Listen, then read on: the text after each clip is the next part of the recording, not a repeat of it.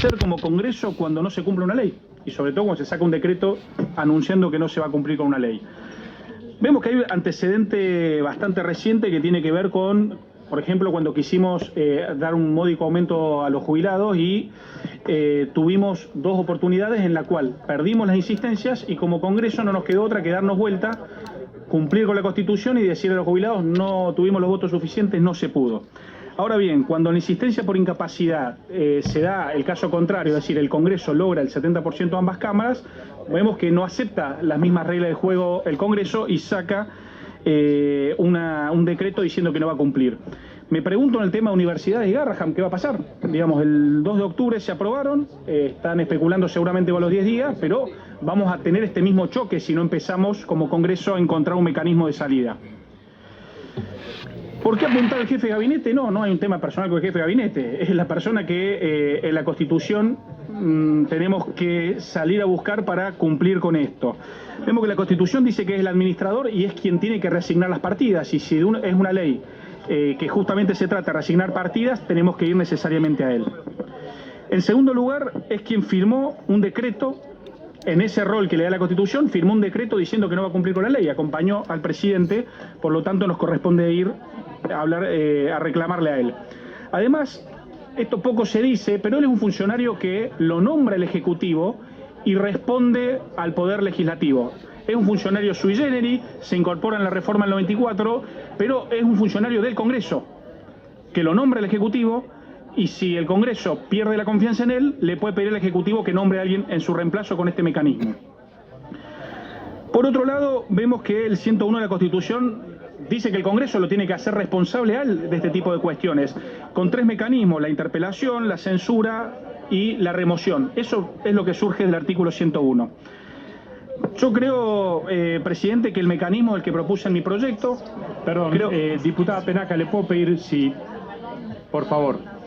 Y a los asesores, de nuevo les pido a los asesores, por favor, guarden silencio. Adelante. Yo creo, presidente, que el mecanismo que tenemos que llevar adelante es, en primer lugar, es interpelar, es pedirle al jefe de gabinete que explique los motivos, las razones y sobre todo las circunstancias por las cuales decidió no cumplir por escrito con una ley. Y en segundo lugar, proceder al voto de si se tiene o no confianza en el Congreso respecto de las respuestas que ha dado y si si las explicaciones brindaron la confianza necesaria. Esa es la censura, no es otra cosa. Si hubiésemos querido avanzar con la remoción, también el 101 nos permitía presentar proyectos en ese sentido, y acá lo que estamos buscando es otra cosa, es interpelarlo, que dé las explicaciones que correspondan y después analizar la confianza a través de la votación o no de censura. Por eso es probable que hoy hayan 2 dictámenes que vayan encaminados al mismo lado y después la finalidad termine siendo la misma cuando se apruebe en el Congreso, más allá de que los textos puedan diferir en la palabra censura o no. Respecto a la excusa que usó el jefe de gabinete, sobre todo en entrevistas públicas, más allá del texto del decreto que ha firmado, es que no le dicen de dónde va a salir la plata. Eso es lo que ha dicho de manera sucinta en varias entrevistas.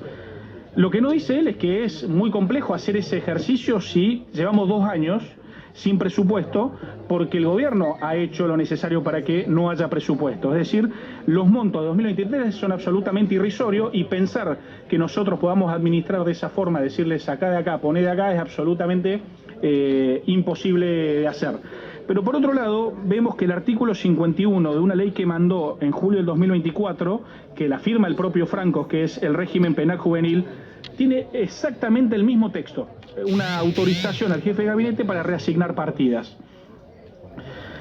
Y por otro lado vemos que hay una razón política. El mismo día sacan un decreto suspendiendo por 3 días las retenciones para que 7 grandes cerealeras se lleven lo que no se llevaron los jubilados o no se llevó el campo por generar esos dólares. Por lo tanto, hasta políticamente esto reafirma lo que estamos haciendo. Entonces, ellos no dicen tampoco de dónde salen los fondos cuando bajan las retenciones a la minoría o cuando les suben a los espías los montos de subas que han salido por DNU. Por lo tanto, vemos que hay un fundamento político para lo que estamos haciendo. Es decir, se le cayó la careta con este tema en lo político y en lo jurídico creo que es el camino que nos da la Constitución. Conclusiones, presidentes. No podemos no hacer nada como Congreso cuando no se cumple una ley. No admito la posibilidad de que el Congreso finja demencia y avance sin hacer algo cuando el gobierno, no solo en entrevistas y en redes sociales, sino en un decreto, dice que no va a cumplir con una ley. Ahí se rompe el Estado de Derecho y no lo podemos permitir. Es nuestra primera... no importa la ley de qué se trata, que por supuesto es un tema súper delicado, por eso se lograron los números que se lograron, pero no podemos permitir que no se haga nada cuando no se cumple con una ley.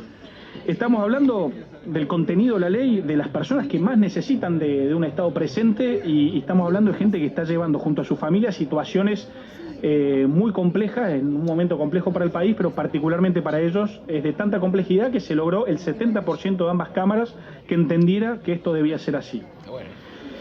Vemos que el gobierno tampoco en 2 años ha mostrado el resultado de sus auditorías. Las benditas auditorías mostraron que había un estudio sobre un perro y que era algo que no se había entregado, pero no han traído ni al Congreso ni a la sociedad, le han mostrado resultados de auditorías que digan que este mecanismo, la excusa es que no hay plata al mismo tiempo que dicen que hay plata para otras cosas. Y por último, vemos que el jefe de gabinete es verdad que es una persona dialoguista. Muchos se acercaron diputados diciendo, che, no perdamos a este jefe de gabinete porque realmente es dialoguista, sirve al Congreso tener con quién hablar. Pero la verdad que no es el principal valor que tenemos que esperar como Congreso de este funcionario, del jefe de gabinete. El principal valor que tenemos que esperar, no solo que dé la cara y sea dialoguista, que eso es un valor y está bueno que así sea y lo celebro, porque en este gobierno eso escasea. El principal valor es que cumpla la ley siempre. Ese es el valor del jefe de gabinete que responde a este Congreso, como cualquier ciudadano que no puede violar una ley, mucho menos alguien que juró por la Constitución y mucho menos el jefe de gabinete. Así que, presidente, yo quiero sugerirle a los colegas aquí presentes que no permitamos que no se cumpla una ley, que el Congreso cumpla todo el caminito constitucionalmente para lograr una ley. No permitemos generar el antecedente de que eso quede en la nada, no solo porque es un tema muy delicado, de gente muy vulnerable que lo necesita, sino además porque estamos hablando del Estado de Derecho, que tiene un juego constitucional que tenemos que defender a rajatabla, porque para eso somos diputados de la Nación. Muchas gracias, presidente.